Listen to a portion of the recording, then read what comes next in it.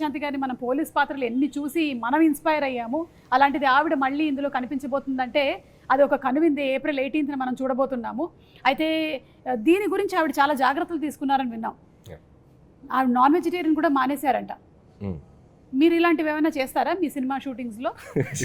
అంటే ఆయన కెమెరా ముందు కనిపించరు కదండి, లేదు కెమెరా వెనక కదా, అది మాకు టార్చరు కాదు, అది మాకు మమ్మల్ని తగ్గమంటారు. సార్ మీరు కొంచెం అది అక్కడ చిన్న చిన్న మీరు టచ్ చేసుకున్నాడు పొట్ట కనిపించింది కొంచెం, మాకు టార్చర్ అవి.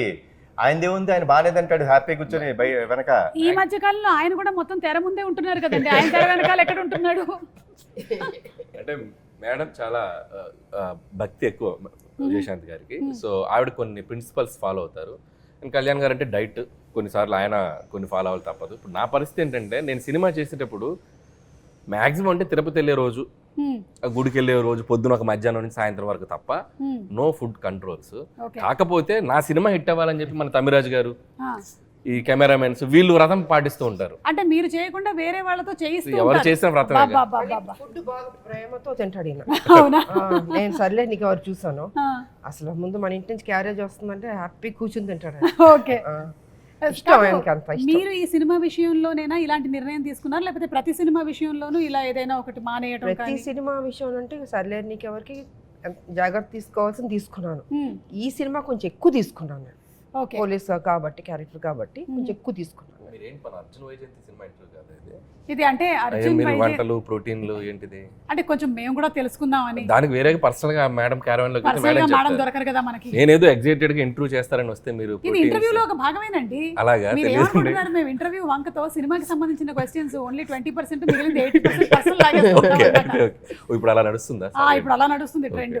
నాకే తెలియలేదు, చూసారా? ట్రెండ్ గురించి మీకు తెలియకపోవడం ఏంటండి? కొత్త విషయం, ట్రెండ్ సెటర్ మీరు.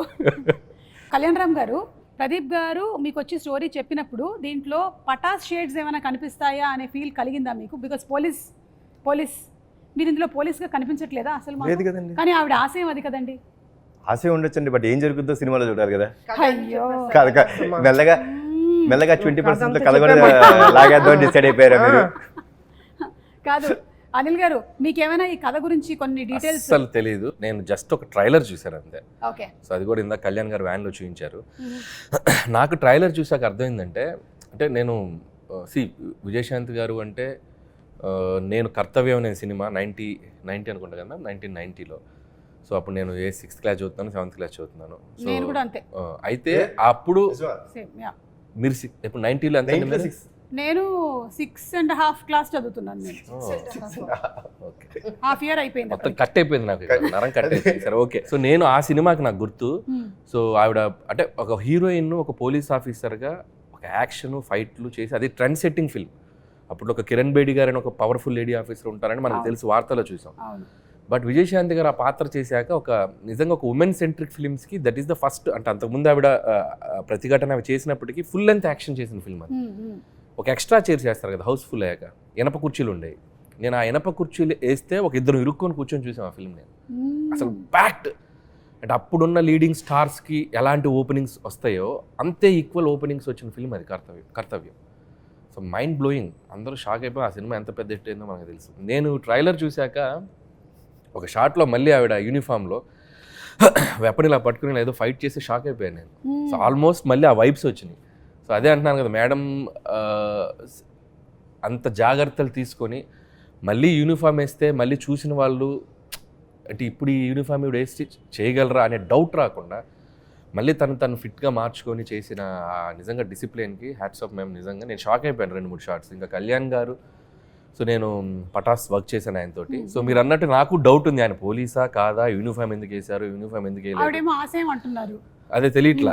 సో ఆ కన్ఫ్యూజన్ అయితే ఉంది, కథ అర్థం కాలేదు. బట్ త్రూ అవుట్ ఒక ఇంటెన్స్ ఉంది.